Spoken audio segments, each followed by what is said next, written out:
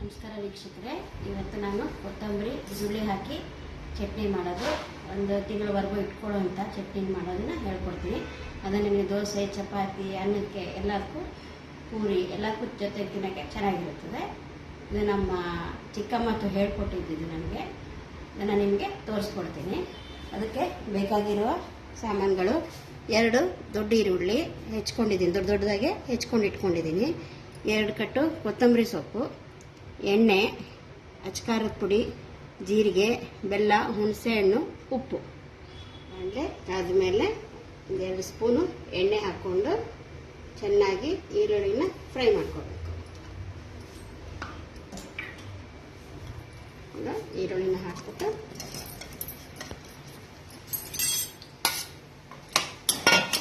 ಕೆಂಪಗಾಗೋವರೆಗೂ fry ಮಾಡ್ಕೋಬೇಕು.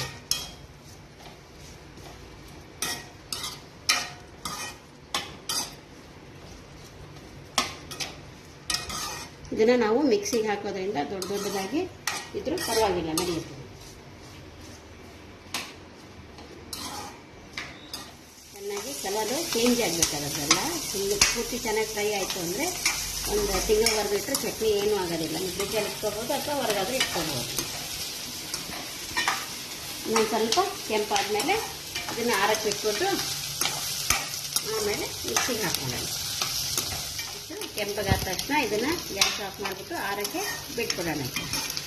ಆರಿದ ಮೇಲೆ ಮಿಕ್ಸಿಗೆ ಹಾಕಿ ಚಟ್ನಿ ಮಾಡೋಣ.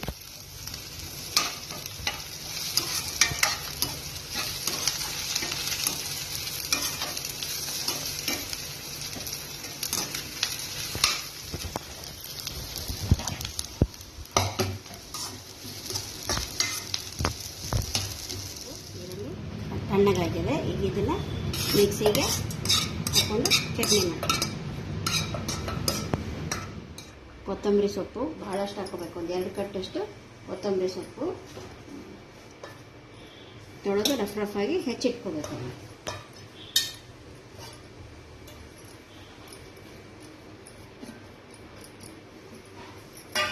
ರುಚಿಗೆ ತಕ್ಕಷ್ಟು ಉಪ್ಪು,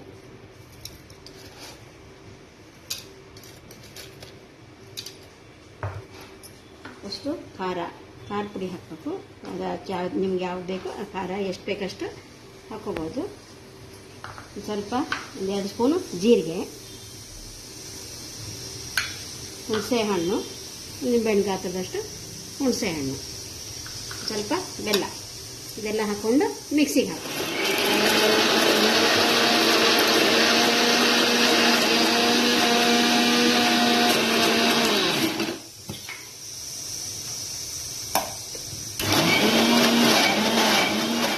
ಹಾಕಬೇಕು.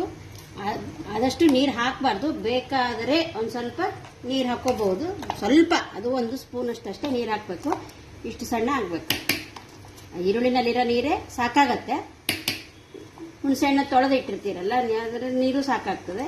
ಹೀಗಾಗಿ ಜಾಸ್ತಿ ಬೇಕಾಗೋದಿಲ್ಲ. ಈ ಥರ ಸಣ್ಣ ಆಗಬೇಕು ಚಟ್ನಿ. ಈಗ ನುಣ್ಣಗೆ ಆದಮೇಲೆ ಇದನ್ನು ಪಾತ್ರೆಗೆ, ಕಂಟೈನರ್ಗೆ ತೆಗೆದು ನೀವು ಒಂದು ವಾರದವರೆಗೂ ಇಟ್ಕೋಬಹುದು. ಅದು ಫ್ರಿಜ್ಜಲ್ಲಿ ಇಟ್ಕೊಂಡ್ರೆ 15 ದಿವಸದವರೆಗೂ ಇರ್ತದೆ. ಈ ಥರ ಕಂಟೈನರಲ್ಲಿ ಹಾಕ್ಕೊಂಡು ಏರ್ ಟೈಟ್ ಬಾಕ್ಸಲ್ಲಿ ಮುಚ್ಚಿ ನೀವು ಫ್ರಿಜ್ಜಲ್ಲಿ 1 ತಿಂಗಳವರೆಗೂ ಇಟ್ಕೋಬಹುದು. ಹೊರಗಡೆ ಆದರೆ 1 ವಾರದವರೆಗೂ ಇಟ್ಕೋಬಹುದು. ಈ ಥರ ಮಾಡಿಕೊಂಡು ಎಲ್ಲರೂ ತಿಂದು ನನ್ನ ಚಾನಲ್ ಸಬ್ಸ್ಕ್ರೈಬ್ ಮಾಡಿದ್ದಿಲ್ಲ ಅಂದರೆ ಪ್ಲೀಸ್ ದಯವಿಟ್ಟು ನನ್ನ ಚಾನಲ್ ಸಬ್ಸ್ಕ್ರೈಬ್ ಮಾಡಿ.